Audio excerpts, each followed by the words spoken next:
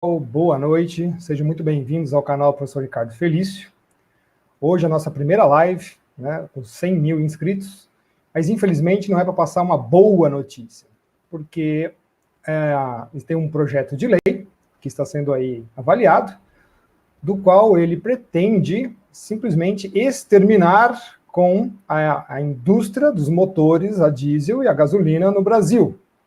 Isto a partir já de 2030, não poderão mais ser fabricados veículos com esses tipos de motores. E a partir de 2040, eles nem sequer poderão circular mais no país. Esse aqui talvez seja um dos vídeos mais importantes que nós já fizemos aqui neste canal. Para me ajudar, né, nessa empreitada, porque isso daqui é uma luta. Para quem conhece aí o nosso histórico sobre os telhados brancos que queriam se implantar no município de São Paulo, achando que iam mudar o clima, ajudar a mudar o clima do planeta, né, para baixar 1 grau Celsius. Para me ajudar aqui nessa empreitada, eu convidei hoje o professor Tiago Maia, que ele já é amigo nosso há muito tempo, fazemos muitos vídeos juntos, e ele além de astrofísico, ele também é especialista na área de petróleo. Boa noite, professor Tiago Maia. Boa noite, professor Ricardo. Boa noite a todos que estão nos assistindo. Obrigado pelo convite. Né? Exatamente, infelizmente não é o melhor dos mundos que nós gostaríamos de falar. Né? Nós não gostaríamos de trazer notícias boas, né? Como a questão da Antártida, né? Mas vamos falar sobre essa questão aí do petróleo. Eu sou engenheiro de petróleo também de formação, além de físico e astrofísico e físico nuclear. A questão do petróleo, trabalhei durante 10 anos, né, com a indústria de petróleo no Brasil e fora do Brasil. Então, eu tenho um conhecimento do poço oposto. Né, e vamos tentar passar para vocês aqui o que está acontecendo e quais são os possíveis cenários, né, que pode acontecer com esse crime contra a nossa nação. Perfeito. Para dar a introdução aqui no nosso vídeo, eu vou colocar o link aqui do Senado, né? Então vamos lá. Chegou a aparecer para vocês aí? Perfeito. Então estamos lá. Senado Notícias. CCJ aprova proibição de carros a gasolina e diesel a partir de 2040. Então a notícia do dia 13 de fevereiro de 2020. A Comissão de Constituição e Justiça e Cidadania do Senado, CCJ, aprovou nesta quarta-feira, dia 12, um projeto do senador Ciro Nogueira, do PP do Piauí, sobre a proibição da circulação de automóveis movidos a diesel e gasolina no território brasileiro a partir de 2040. A venda de veículos novos já seria proibida em 2030, segundo o relator Fabiano Contarato, do Rede do Espírito Santo. Haverá algumas exceções, como carros de embaixadas e de coleção. Quer dizer, nós estamos aí passando por uma situação bastante absurda, em que o Senado, um senador está montando um projeto de lei, né, que já acabou de ser validado pela CCJ, da qual as pessoas agora não poderão nem circular mais com seus automóveis a diesel ou a gasolina, mas não só automóveis, como também os nossos veículos de carga, nossos veículos de transporte. Então, eu fico imaginando como é que um senador, né, qual foi o estudo técnico que ele fez, primeiramente, para fazer um negócio desse. Ele tem noção da proporção, né, dos desdobramentos de uma situação como essa, o Estado, de novo, intervindo, né, em cima das pessoas e dos métodos de produção. Né, no nosso caso aqui, transportes. Num país essencialmente rodoviário, do qual as malhas rodoviárias são ainda muito aquém do necessário. Só para vocês terem uma noção, nós estamos de 5 a 7 vezes aquém do que tem nos Estados Unidos, ou que tem na China, ou que tem na União Europeia, então nem se conta, né? É absurdamente maior. Né? E nós temos um país de proporções gigantescas, continentais, do qual escoamos boa parte da produção através de caminhões a diesel, né? simplesmente agora vai ter uma lei que vai proibir isso. Quais são as repercussões que isso aí vai, né, levar, que vai acarretar ao Brasil? Professor Thiago, vamos fazer um bate-bola aí, né? A gente passou 2 dias praticamente pesquisando, levantando dados, então foi até surpresa, né, porque as agências estatais praticamente não têm dados, né? Nós entramos na NTT hoje a tarde inteira, conseguimos achar um pouco sobre transportes rodoviários para ônibus, né, cadastrados, 32.989, segundo dados do biênio 2017-2018, mas nada dos caminhões e a carga, né? O professor Thiago teve que procurar até em outras fontes. Quantidade total de rodovias pavimentadas nós temos de 10% a 15% do total aí, os dados ainda são bastante conflitantes. Então vejam só, a maior parte das estradas do Brasil ainda são de terra. Então, hoje, inclusive, inauguraram uma rodovia que era um verdadeiro transtorno, o pessoal de Sinop, no Mato Grosso. Enfim, vamos começar a fazer essa live mostrando para vocês, né? Provavelmente vai ter mais de uma sobre esse assunto, porque isso é de extrema importância, dados desdobramentos que podem ocorrer na vida do cidadão e nos métodos de produção do nosso país. Tá? Professor Thiago, vamos conversar um pouco sobre isso aí. Bom, Ricardo, é o seguinte, primeira coisa, né, que você falou, né? Como é difícil encontrar dados aqui no Brasil. Né? Como é difícil encontrar dados. Eu consegui encontrar dados, né, mais atualizados, né, sobre relatório de frotas, né, foi justamente, né, no sistema de Sindipeças, ou seja, é o sistema onde é o Sindicato Nacional da Indústria e Componentes para Veículos Automotores e a Associação Brasileira de Indústria de Autopeças. Né? Então, ou seja, aí eles tiveram dados do Detran. O próprio Detran é um inferno de você encontrar dados. Tá? Então, os órgãos que deveriam fornecer os dados para ser uma coisa mais fácil, né, é um problema. Tá? É coisa que é diferente um pouco. Né? Na ANP você consegue ainda encontrar alguma coisa, o Instituto Brasileiro de Petróleo também, mas mesmo assim, como é difícil encontrar dado no Brasil. Só para vocês terem uma ideia, tá? Hoje em dia a frota, né, de automóveis ela gira em torno de 65 milhões. Tá? 65 milhões de unidades no Brasil, onde que a grande maioria, cerca de 43 milhões, são de automóveis. Tá? Você tem caminhões leves em torno de 5 milhões, caminhões 2 milhões, moto em torno de 13 milhões, tá? Então, e ônibus 387 mil. Tá? Então, você tem em torno, né, de 65 milhões de unidades, aproximadamente, isso, né, com números de 2019. Tá? Então, é algo que é estarrecedor, né, quando você pensa que você vai chegar e vai proibir, né, o uso de combustível, né, no caso, petróleo, né, o gerado petróleo, tanto diesel quanto gasolina, e uma frota onde você tem o álcool como alternativa, e depois nós vamos até falar como negócio da produção e quanto o Brasil produz de gasolina, importa, e também a questão do álcool. Só que tem um outro porém, professor Ricardo. Só que quando nós estamos falando de petróleo, né, dos maiores produtos, né, que a Petrobras e os outros, todos os importadores ou todos os petróleo comercializam, nós estamos falando em problemas para a própria indústria do petróleo. E nós vimos que quando teve problema na indústria do petróleo, o que aconteceu com o país, correto? E sim, esse, para mim, é a parte mais preocupante.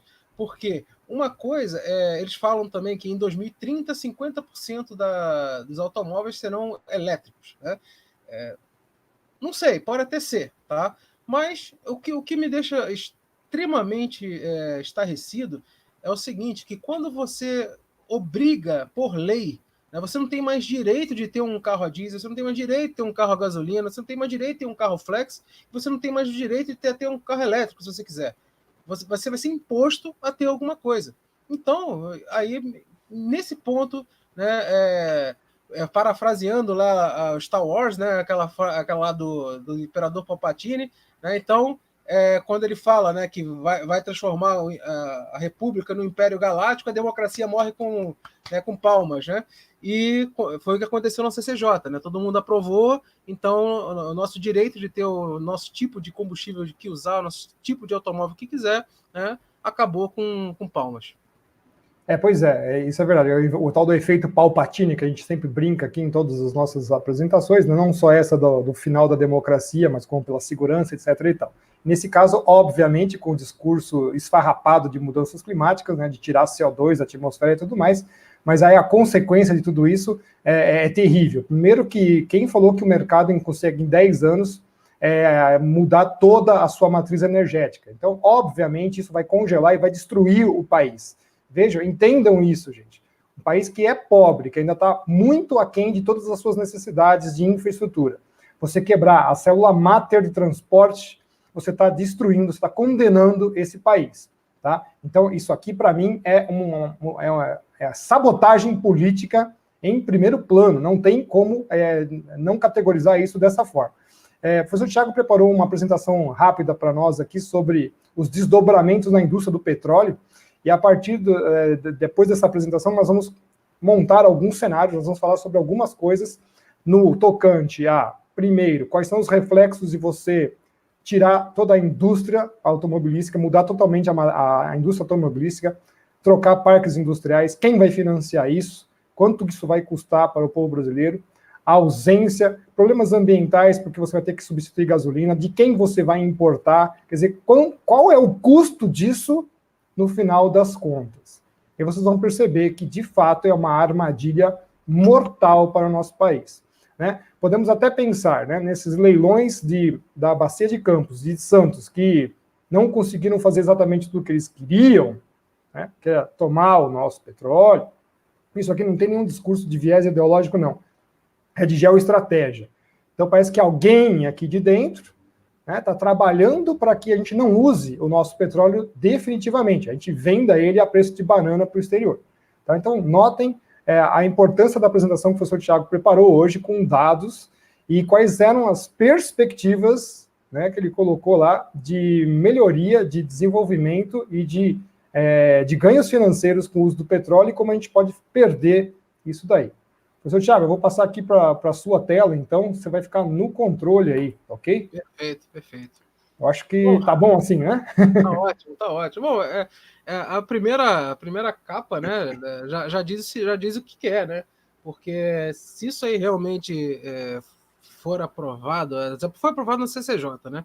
Se isso aí realmente entrar em vigor, né, é o fim do Brasil e da Petrobras, né? Ponto. Tá? Depois nós vamos entender por quê. Bom, pessoal, vamos... até virei à noite, né, fazendo essa apresentação, porque trabalho e tal, mandei a apresentação 6 horas da manhã, o professor Ricardo, você virou à noite, você é maluco? Tem que ser, né, o horário que... Aí depois, enquanto ele dormia, eu fazia o segundo turno, né, professor Thiago? Dois simples cidadãos, né, tentando salvar literalmente a pátria. Tentando literalmente salvar a pátria, tentar mostrar para os brasileiros o embuste que está sendo colocado aqui. Diga-se de passagem, é isso aqui, né? Tá? Exatamente. Vamos lá, professor. Então, nós vamos ver o principal impacto disso na economia, que é onde interessa. Tá? Então, vamos lá.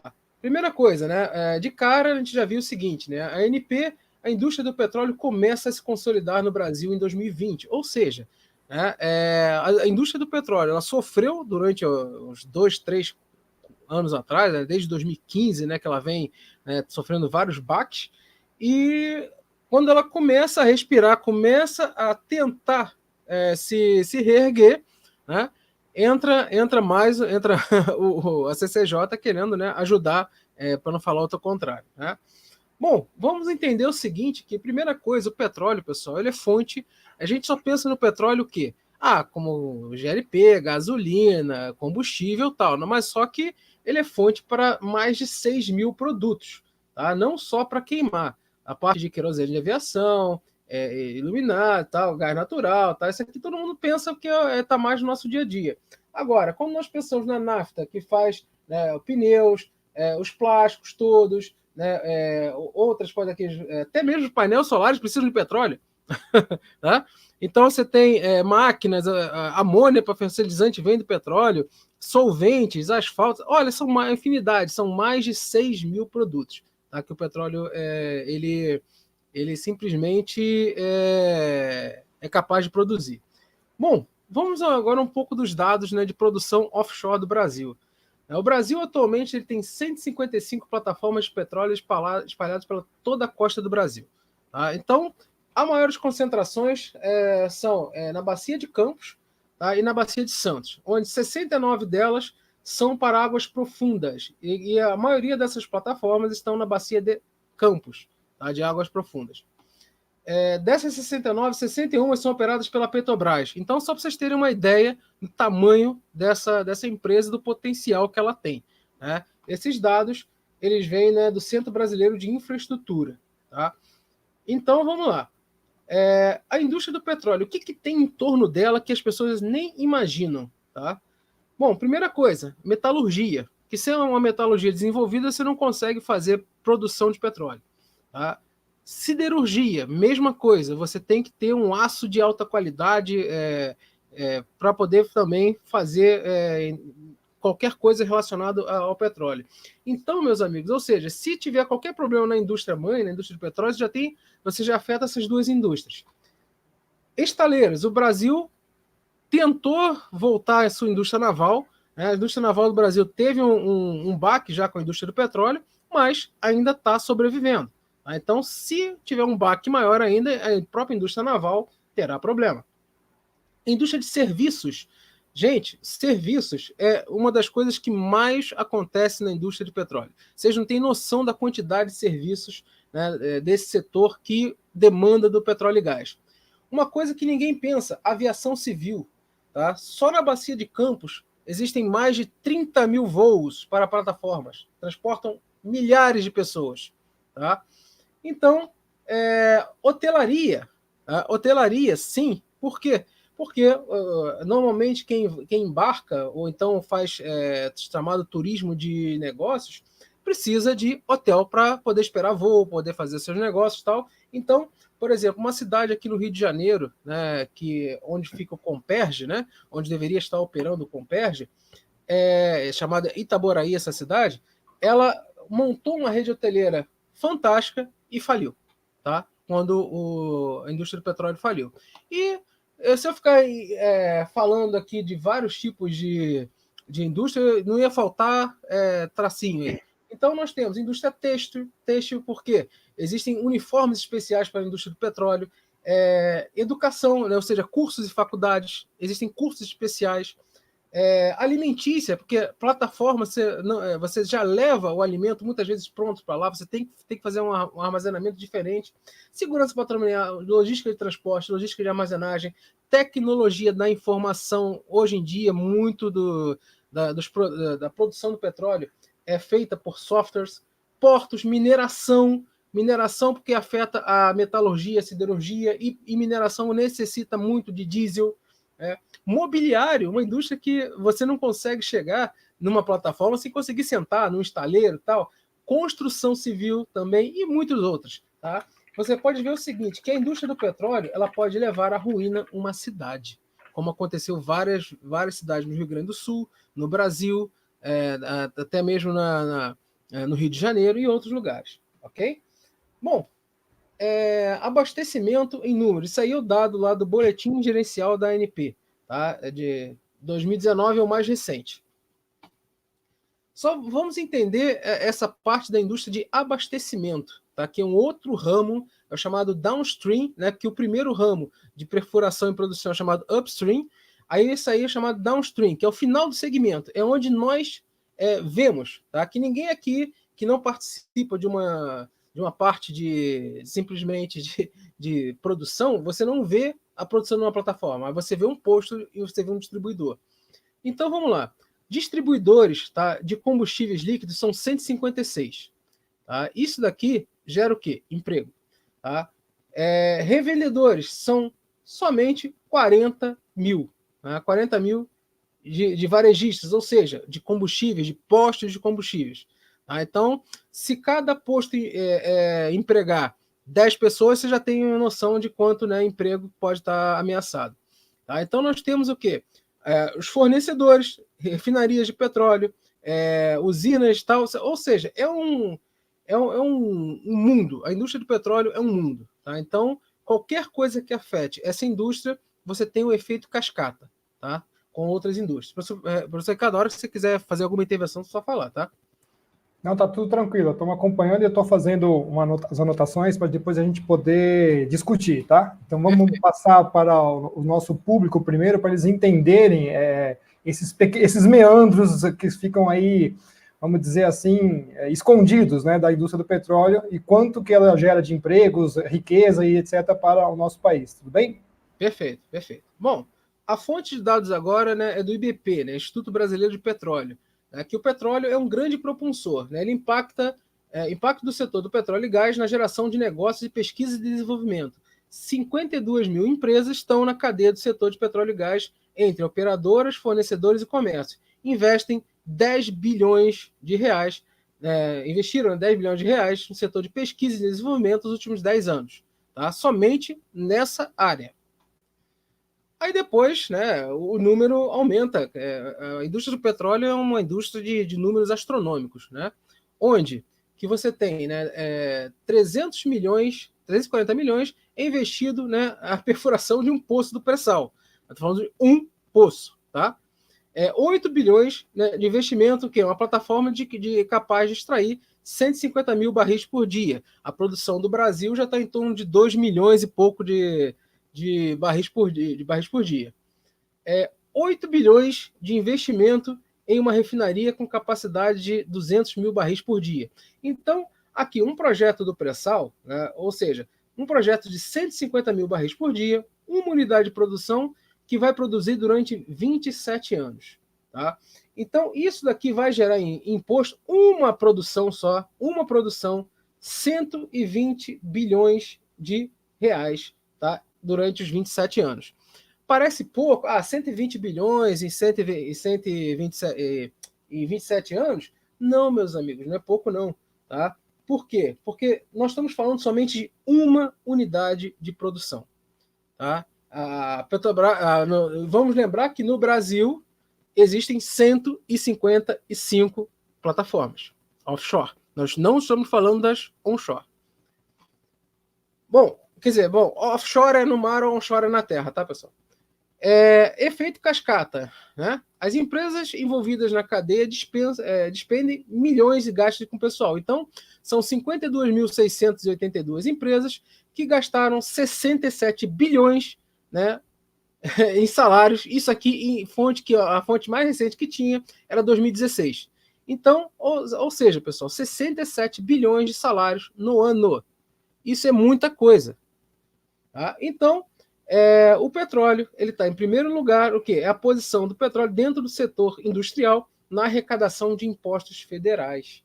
Né? Então, quanto isso aí, meus amigos, você tem que entender o seguinte, cara, que o governo ele vive de arrecadação, não tem jeito, tá? Então, você afetar a indústria do petróleo, afetar o seu faturamento, afetar o seu desenvolvimento é afetar diretamente a nação, tá?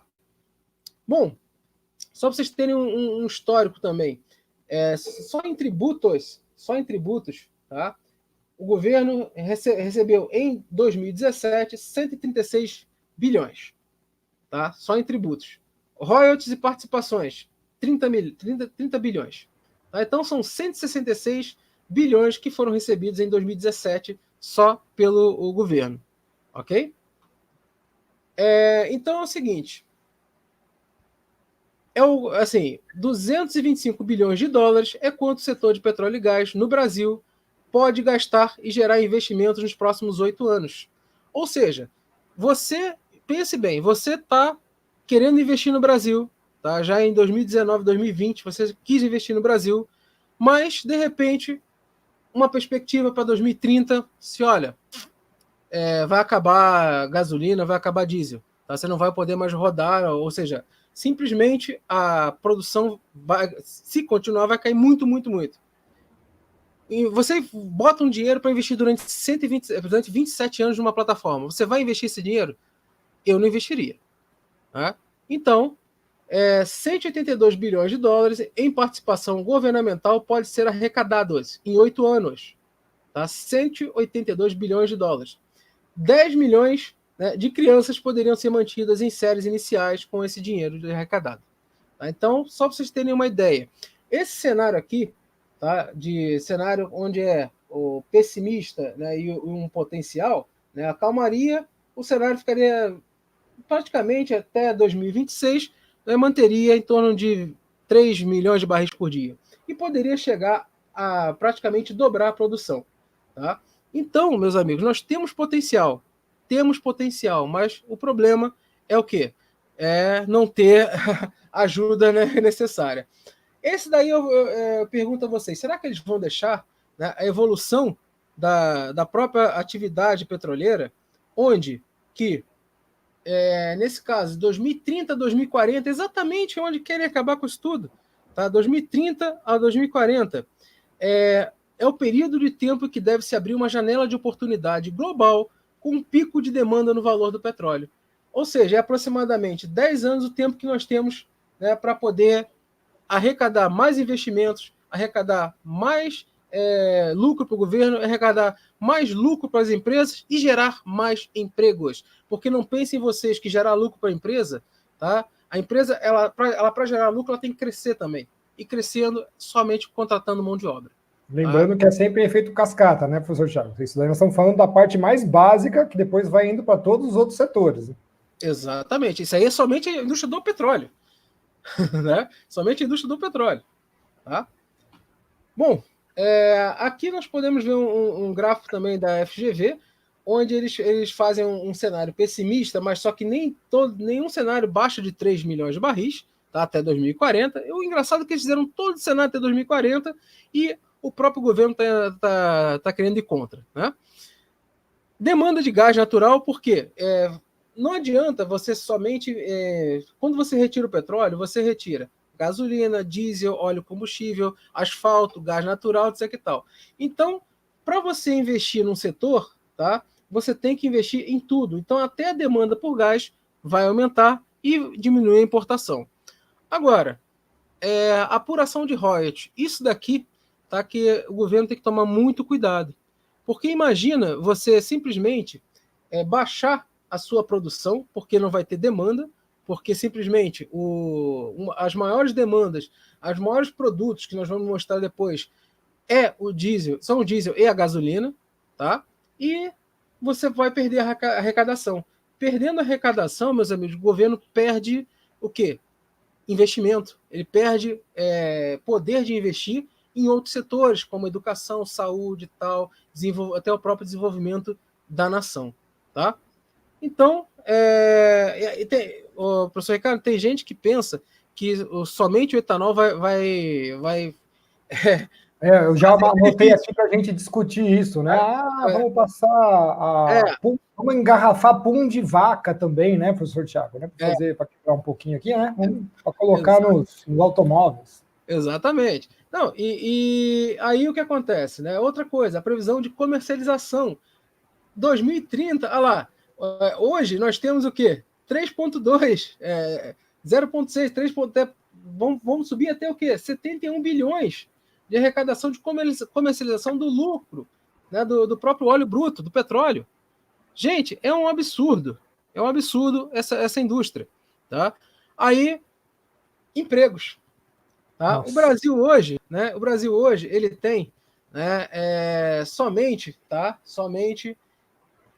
quase 11, 12 milhões de desempregados. Né? Então, aqui nós estamos falando o quê? EIP, exploração e produção, tá? Empregos induzidos, empregos indiretos, tá? E empregos diretos, né? de exploração e produção. Ou seja, nós temos aí, pessoal, praticamente 2 milhões de empregos. Somente nesse ponto de exploração e produção. Exploração e produção é uma parte da cadeia de petróleo. Uma parte. Aí, depois, né? produzindo empregos gerados no segmento. Isso daí só vai atingir em torno de 2 milhões de empregos, porque se a gente conseguir atingir, né, a meta lá em 2026, que seria o quê? Em torno de 5 milhões de barris de petróleo por dia. Ou seja, aumentar a produção de barris de petróleo é aumentar o emprego. Não tem outra solução. Tá? Por quê? Porque a empresa ela vai ter que ter disponibilidade de produção, vai ter que contratar mais plataformas, vai ter que contratar mais pessoas. Bom, professor Ricardo, agora eu quero que eles entendam o seguinte. Tá? Esse daqui é o último dado, né, de produção lá da indústria do petróleo, né, da resolução da ANP, da fonte da ANP. E é o seguinte, meus amigos. Total de 108 milhões de metros cúbicos produzidos, né, de derivados de petróleo. A gasolina, 25 milhões. Tá? O diesel, 41 milhões. Então, e outra coisa, nós temos o quê? Se você pegar a gasolina e o diesel, se você somar, dá para quase 67 milhões, certo? De 108, isso é mais de 50% do que da produção da indústria. Pode botar aí em torno de 60%. Então, imagina uma indústria na qual praticamente 60% da sua produção fica comprometida. O que vai acontecer com essa indústria? O que vai acontecer com esse produto?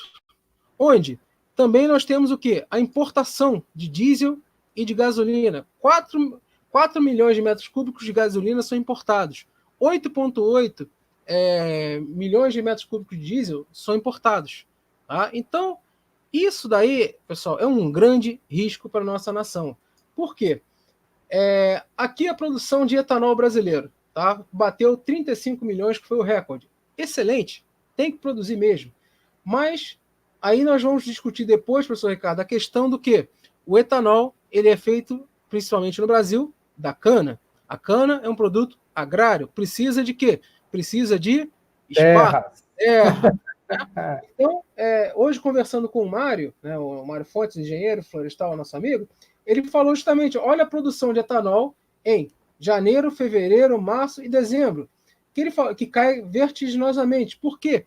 Porque ele falou que é justamente o período de chuvas. Então, praticamente, o agricultor ele não consegue pisar na plantação. Existe esse problema que ele falou, né, principalmente em São Paulo, né, que é o maior produtor. Então, nós vamos depois discutir essa questão aí do etanol.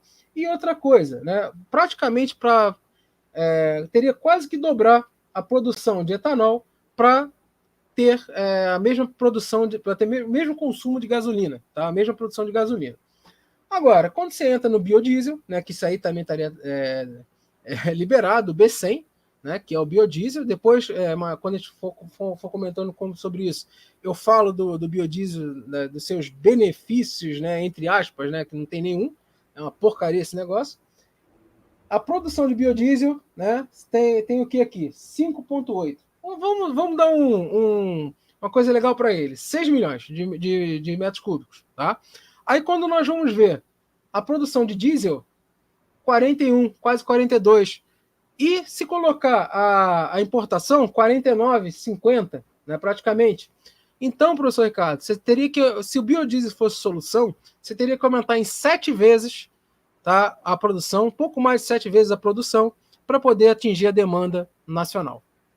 É isso aí. Ou seja, nós vamos precisar de muito mais terras para poder plantar para carro comer, né? Em vez de pessoas comerem, é carro que come. Essa discussão já aconteceu nos Estados Unidos há 15 anos atrás, quando teve a historinha de ter que plantar milho para tirar álcool para fazer os veículos andarem, né? E tem 500 charges na internet, vocês podem ver isso, né? Uma colheitadeira tirando lá a produção agrícola e já saindo e jogando para dentro de um tanque de um automóvel, né? Então já começa por aí. Terras a gente pode mexer.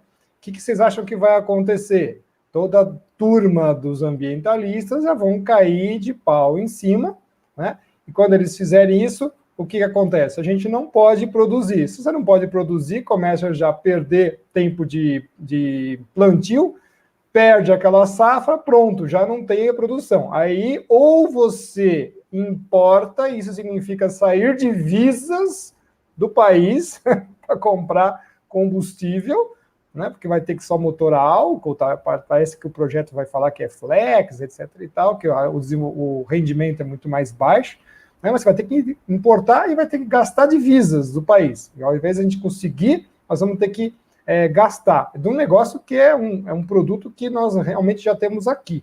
Mas não vamos conseguir plantar mais porque a onda, a ambientalista vai cair em cima matando, não deixando a gente produzir nada, né? Então, não tem como ser esta a saída, né? Começa por aí. Professor Ricardo, deixa eu só falar só mais uma coisa aqui que apareceu aqui no chat. Justamente a pessoa falando que quando o carro elétrico for 50%, a demanda de petróleo vai começar a cair. E gasolina. Só que o meu problema não é o carro elétrico ser 50%. O carro elétrico pode ser. O meu problema não é o carro elétrico, tá? O carro elétrico é só uma pontinha desse iceberg. O meu problema é o seguinte: que você vai pegar uma demanda de uma indústria, uma produção de uma indústria, e vai tirar 60% dela. Tá? Com muito menos, o Brasil já aconteceu o que nesses últimos 5 anos? Com a indústria do petróleo e com o entorno dela. Então, imagina você pegar 60%, tá, da produção dessa indústria e acabar com ela. Você não vai poder. Você vai pegar o diesel, vai pegar a gasolina, vai enfiar onde? Né? Diz aí, onde é que você vai enfiar? Então, o que você vai ter que fazer com esse processo? Alguma coisa que ainda vão permitir carros oficiais, não sei o que tal, isso aí vai continuar. Tá? Algum diesel, por exemplo, algum maquinário, ok, mas o resto você não vai ter onde enfiar. Ou você vai tentar exportar, tá? Para alguém, tentar enfiar isso aí no rabo de alguém, ou então o que você vai fazer? Você vai pegar esse combustível e vai jogar de novo para o refino. Ou vai fazer reforma catalítica, que vai aumentar o tamanho da molécula, produzir outras coisas, ou vai quebrar mais ainda essa molécula para produzir derivados mais leves. Aí, meus amigos, o que nós vamos fazer? Vocês vão ter um aumento de produto, tá? Um aumento de produto de outros derivados do petróleo, sem ter um aumento efetivo de demanda, tá? Por esse derivado, e aí vai ter, mas vai ficar mais barato. Realmente, vai cair o preço. Só que vai cair o preço e vai aumentar o custo. O que vai acontecer com a indústria? Me diz aí. Pois é, aqui tem não é desse aqui, já andou rápido demais esse negócio. Tá aqui, ó, essa aqui do Nazareno Rodrigues, e vai carregar o carro elétrico com qual energia, né? Né, professor Thiago? Com qual energia? É aí que tá, já tem crise energética no país. O país hoje ganha, né? A indústria energética do país ganha por escassez e não por demanda, já começa por aí. Então, você vai criar uma demanda muito maior, você vai gerar mais escassez, porque a própria Anael fala que não quer aumentar a produção de energia. Vejam só como os discursos, né, são totalmente díspares. Eles não vão aumentar a produção de energia, eles querem melhorar a eficiência do que tem. Aí você quer simplesmente trocar toda a frota para o carro elétrico. Ninguém está contra o carro elétrico, se você quiser ter, que você tenha, mas você não tem, como o Thiago falou, a proibição de você não querer ter. Né? Eu recebi aqui também do Felipe, né, estudo, saiu na UOL, dia 30 de abril de 2019, estudo diz que carro elétrico polui mais do que modelos a diesel. Sim. Né? Então, tá complicado, já começa por aí. O professor Thiago levantou aqui já a questão do uso de terras, ele mostrou todos os produtos aí que você tem essa dependência. Agora, já mostrou também desdobramentos. Primeiro, redução de empregos lá na raiz, que vai ser projetada para todos os outros segmentos. Certo? Então, começa desde lá dos postos também, né, e todos os outros segmentos que ele colocou da derivação lá do uso de petróleo. Nisso, você vai ter quebra de empresas, né, tudo que a gente não quer nesse exato momento. E o mais importante, quando a gente vai agora para um país extremamente rodoviário, cuja produção agrícola é a sua maior parte, mesmo que você tenha modais ainda aquaviários, né, a maior parte ainda anda em cima de caminhões. Outros tipos de máquinas. Então, professor Thiago, há um substituto para motores vigorosos como diesel para transporte, equipamentos, etc., etc.? Claro que não, claro que não. Tentaram fazer, enfiar por goela abaixo esse tal de biodiesel, né? E alguns anos atrás, até já comentei isso com o professor Ricardo, eu fiz um projeto com uma empresa que era justamente de biodiesel, né? Era do Colza, né? Que era aquele que produz óleo de canola, que ainda é um dos melhores biodiesels que existe. Mas o biodiesel, na verdade, ele é um éster, tá? Ele não é um óleo de cadeia, né, saturada ou insaturada como o diesel, ou seja, aquelas cadeias com dupla, né, da química orgânica, dupla ou simples ligação ou tripla. Então, acontece o seguinte, que por ser um éster, tá, ele tem propriedades, né, parece um óleo, sabe aquela coisa? Parece, mas não é. Né? E o biodiesel ele tem um grande problema. Ele pode ser usado, né, ainda, né, melhor lá no Nordeste. Lá ele pode ser usado, né, para alguma coisa. Calor. Agora, quando você entra de São Paulo para baixo, é um inferno esse negócio, principalmente, né, nos meses mais frios. Por quê? Porque ele tem um ponto lá onde ele começa a se cristalizar. Aí ele entope tudo lá dentro dos caminhões. Aí o caminhoneiro está lá atrás, daqui a pouco começa o caminhão dele a apresentar problemas, e essa cristalização desse biodiesel, ele entope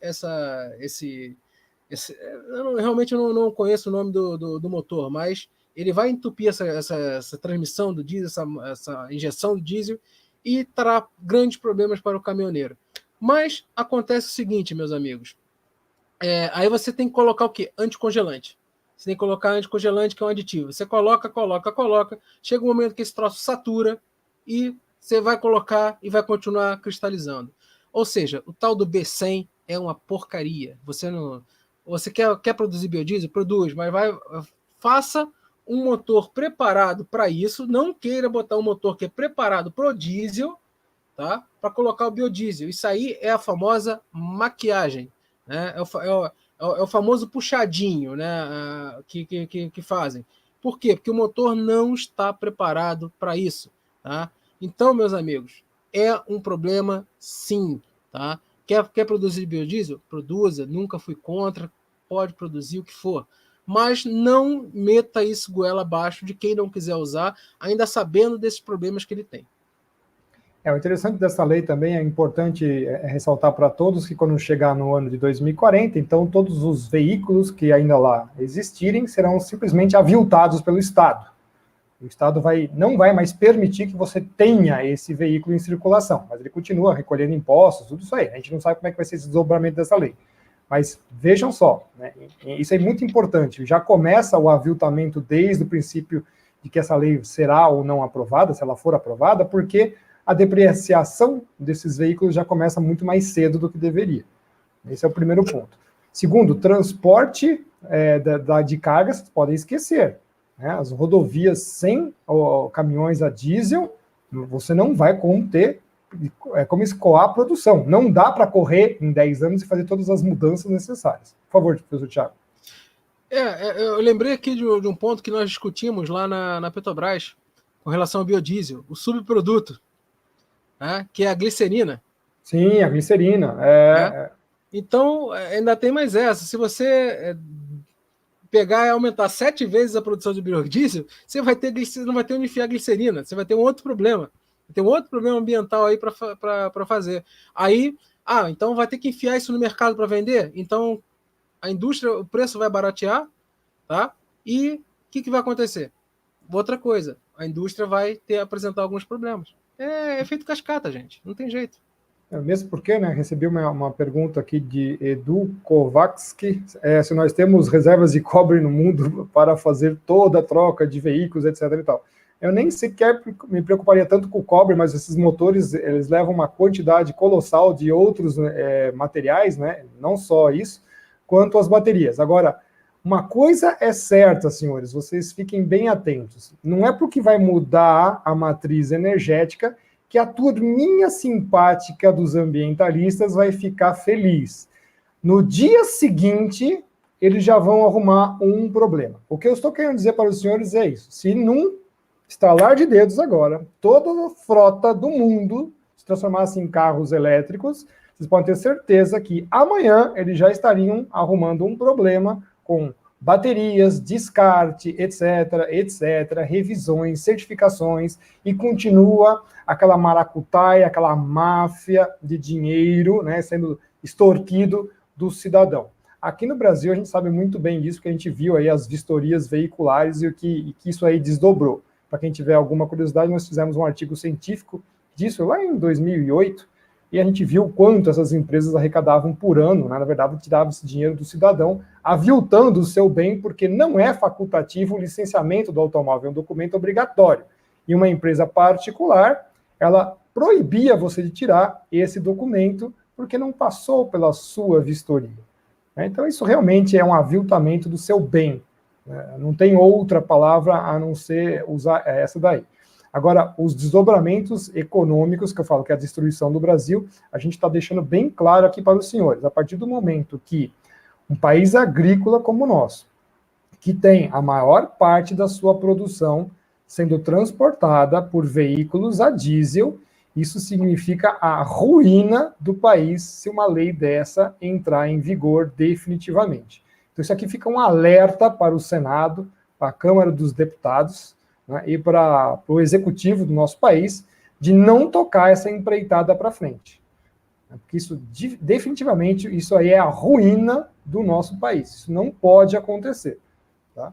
Professor Ricardo, deixa eu só também, lembrei agora outra coisa. Nós estamos falando da cana, que é um produto agrícola. Tá? Ou seja, ele tem, como a gente mostrou na apresentação, ele tem uma época que ele produz mais, tem uma época que ele produz menos.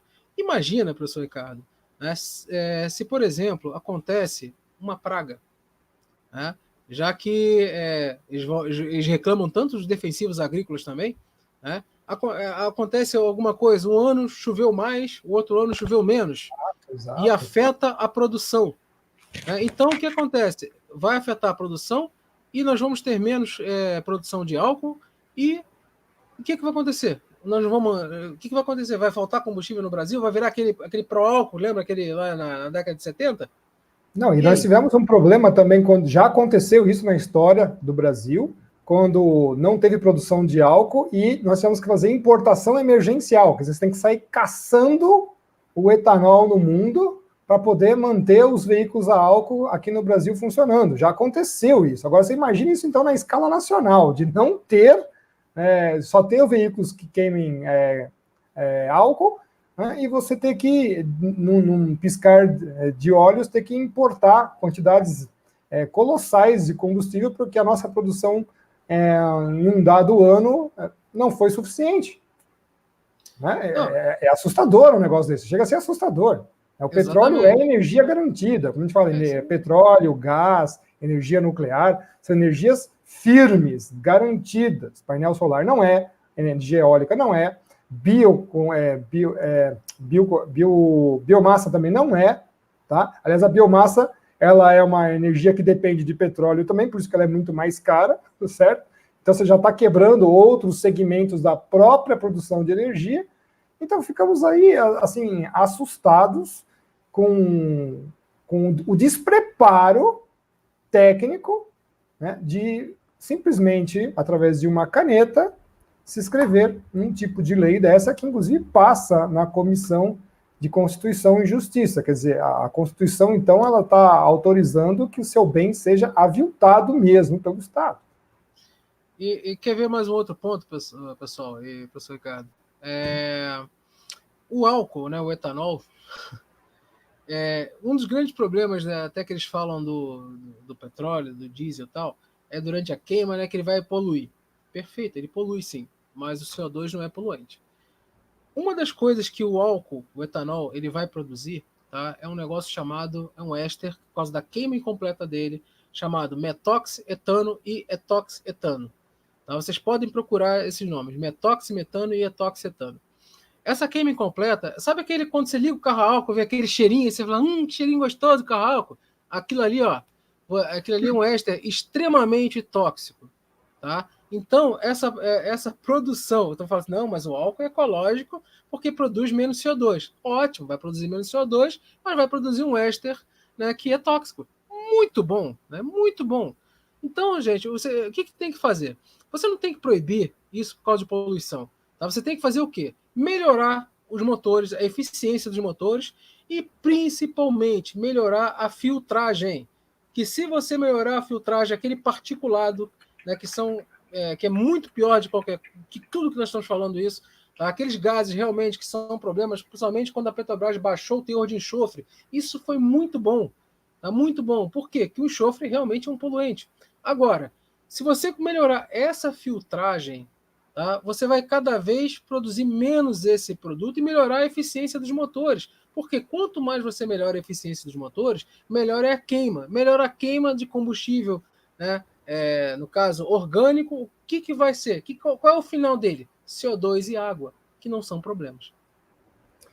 Vale ressaltar também, professor, que os motores a diesel estão na 5ª geração, se eu não me engano. Euro 6 já. Já está na 6ª, pessoal. E a Siemens já tinha prometido que nem sequer ia sair mais enxofre dos motores. Quer dizer, as tecnologias de motores a diesel já estão muito avançadas. É que o Brasil ainda continua sendo aquele país de... Não é terceiro mundo, que é uma ofensa ao terceiro mundo. É 4º ou 5º, alguma outra coisa assim. Falar que o Brasil é um país de terceiro mundo é uma ofensa ao terceiro mundo. Nós ainda estamos muito, mas muito aquém de qualquer coisa de um país de terceiro mundo. Tá? E os impostos são gigantescos, mas parece que nós temos aí certos políticos que só adoram criar mais problemas para o nosso país, para o desenvolvimento, para o cidadão, para os meios de produção, né? Então, como é que a gente vai sair dessa enrascada? Façam sua parte, né? O professor Tiago, acho que tinha aí o E-Cidadania, né? Tem isso daí? Isso. Eu vou mostrar aqui agora. Mostra aqui que a gente já coloca para as pessoas. Isso, espera aí. Pode colocar aí. Aqui é uma consulta pública, né? Perguntando, né? Instituição política de substituição dos automóveis movidos a combustíveis fósseis, alteração lá na lei de 97. Então, ou seja, né, nós estamos fazendo a campanha para votar não. Tá? Então, não tem que apoiar essa proposta. Tá? Não tem que apoiar. Tá? O professor Ricardo depois vai disponibilizar esse link, né, para as pessoas. Sim, já vamos colocar daqui a pouco já no nosso descrição do vídeo, né? Isso. Porque realmente, pessoal, apoiar essa PSL, esse lixo aí, tá? É simplesmente ir contra os interesses da nação e contra a geração de emprego e contra o potencial de investimento do governo, né? Ou seja, é um absurdo, eu não consigo entender, tá? Por que tem que tolir o nosso direito? Porque, gente, se você quer, volto a dizer, se você quer ter um carro elétrico, plugar na tomada, o problema é seu. Se você quiser ter um carro usar somente álcool, o problema é seu. Se você quiser usar somente gasolina, o problema é seu. Então, caramba, por causa dessa mentira de mudanças climáticas, aí você, mas olha só, os países desenvolvidos como a Europa, né, estão fazendo isso. O Reino Unido, com Brexit, né, aquele Brexit do Reino Unido, está querendo também fazer a mesma coisa, 2030, acabar com a frota. A Alemanha, França, não sei o quê. Mas, caramba, gente, se você pegar a indústria do petróleo desse lugar e o tamanho desses países, é um titiquinha. Aí você vai ver o seguinte, cara. E outra coisa, se eles querem fazer isso, o problema é deles. Pergunta se os Estados Unidos e a China vão fazer isso, se a Rússia vai fazer isso. Não vão. Tá? Não vão. Tá? E outra coisa, você atentar contra o petróleo é produzir uma crise mundial de tamanho assim, você não tem noção.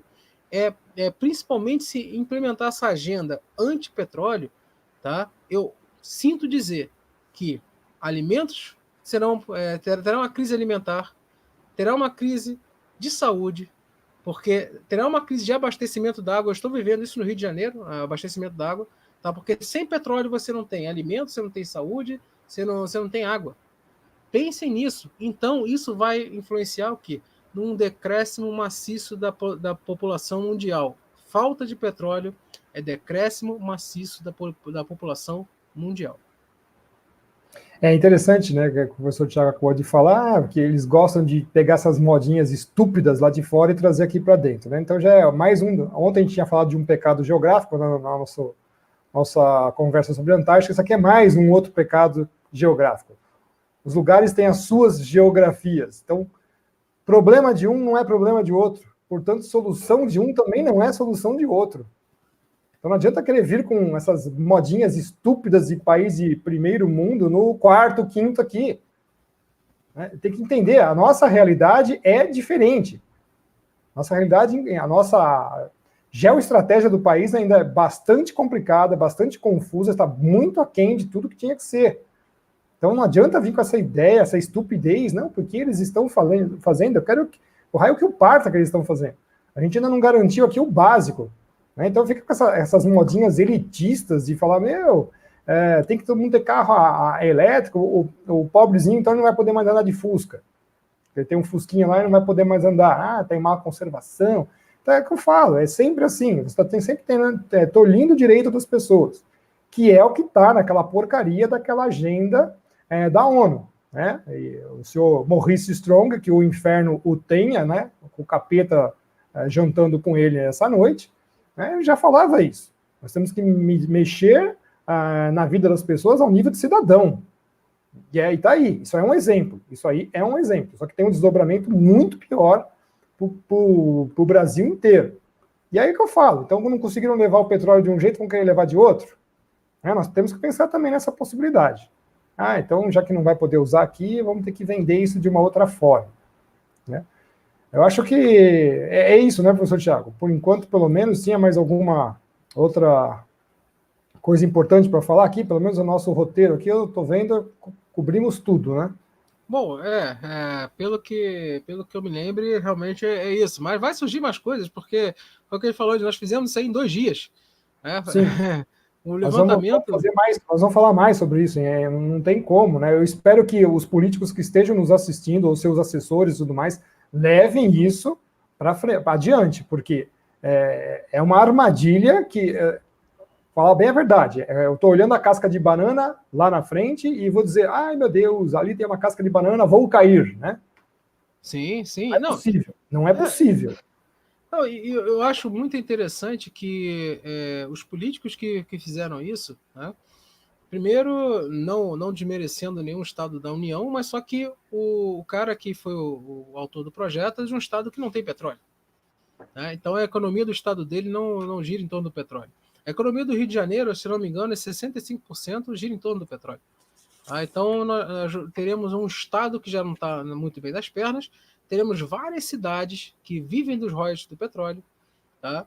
E, claro, toda uma indústria que gira em torno da indústria do petróleo.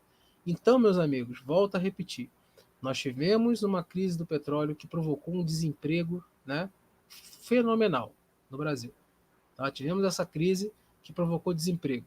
Agora, imagina você pegar 60% dos produtos de uma empresa, ou seja, 60% dos produtos que representam 60% do faturamento, né, das empresas, ou seja, da produção, principalmente da Petrobras, tá? E chegar e falar assim, olha, meus amigos, olha, você não vai poder mais usar esse produto porque eu baixei uma lei, tá? Porque esse produto emite muito CO2, vai poluir muito, né? E eu estou querendo salvar o planeta. Tá? Então, por eu fazer esse discurso bonitinho, você não vai poder usar seu produto. Então, me desculpa, agora você que arrume um jeito de fazer com seu produto, que você não pode parar de tirar petróleo, senão você vai falir, tá? Aí eu quero ver o que vai acontecer. Quer dizer, eu não quero ver o que vai acontecer, né? Mas isso aí é um cenário possível na qual teremos uma grande crise batendo na nossa porta a partir de 2030. Bom, o pessoal que está escrevendo está perguntando de quem é o projeto. Ciro Nogueira, do PP, do Piauí, e o relator é Fabiano Contarato, do Rede do Espírito Santo, proibindo fabricar veículos diesel a gasolina já em 2030, daqui a 10 anos, e proibição total de circulação a partir de 2040, daqui 20 anos. Exatamente, não. E o pior, que esse cara do Espírito Santo, né, o estado dele tem uma grande parte da indústria do petróleo. Tem um porto lá na cidade de Vitória, né, que atende a indústria do petróleo, para a bacia de Campos. E aí, vai fazer o que com esse povo que tem emprego lá? Você está tentando contra o seu estado, está tentando contra a cidade de Vitória, que outro lado também é uma cidade de Vila Velha, que é uma cidade mais dormitório e com muitos hotéis, tá? Que atende a cidade de Vitória. Eu já fui várias vezes nesse porto lá do Peiú, onde você atravessa uma ponte, você sai de Vila Velha, cai em Vitória. Depois você sai de Vitória, cai em Vila Velha. Aí o que acontece? Ali tem um porto offshore que abastece muitas plataformas. E outra coisa, pessoal, também nós não levantamos, tá? Se nós pegarmos a quantidade de navios que são fretados para uma plataforma, porque a diferença da perfuração offshore da onshore é o quê? É espaço, é logística. Então você pode pegar aqueles tubos de perfuração e sair espalhando na terra. No offshore, não, você tem que ter um espaço reduzido e constantemente embarcação de alívio, tanto de retirada de petróleo, e constantemente chamados supply boats, levando e trazendo produtos para a plataforma. Levando e trazendo gente, helicópteros voando. Então você gira em torno. Então imagina, uma embarcação dessa, às vezes pode ter 30 funcionários. Ou se você pegar mais o pessoal de apoio, multiplica para 50, 100. Aí você pega, sei lá, mais de 200, 300 embarcações dessas e tem uma queda porque caiu a produção. Mais desemprego. É isso que nós estamos falando, pessoal. O problema não é a gasolina, o meu carrinho a diesel, meu carrinho a gasolina. O problema não é o carrinho. O problema é o desdobramento que isso vai dar em torno das indústrias, do comércio, do serviço, do transporte, ou seja, do seu emprego. Só que, ressaltando aqui, alguém falou também, os carros vão ser importados, os carros elétricos, que os parques industriais aqui também não fabricam, então também tem essa, né? Você fazer uma mudança de planta industrial requer alguns bilhões, como já aconteceu aqui em São Bernardo, né? São Bernardo aqui no estado de São Paulo. Aí esse dinheiro vem da onde? Vai vir de fora? Não, claro que não, né? Vai vir do BNDES, porque é a grande mãe para todos os que querem fazer esses tipos de implementação. Então, notem bem que o problema não é só a produção do petróleo, que isso aí não vai poder ser usado no nosso território, então vai ser vendido a preço de banana, certo? Mas também o efeito em cascata dentro do próprio território, principalmente no transporte. O transporte, então, reflete no transporte de comida, na alimentação, em água, em tudo que vocês podem imaginar dentro do país, e a arrecadação está junto disso daí. Sobrevivência também vai ficar aí comprometida com isso. Bom, eu acho que nós vamos terminando por aqui, nós temos 1 hora de apresentação, não vamos esgotar esse assunto agora, tá? Estou tentando falar com mais alguns outros especialistas para vir aqui fazer um bate-papo com a gente, mas o primeiro aqui tinha que ser o professor Thiago, nós estamos aqui já há uns 3 dias, mais ou menos, com esse negócio na cabeça, e as últimas 48 horas só trabalhando em cima disso.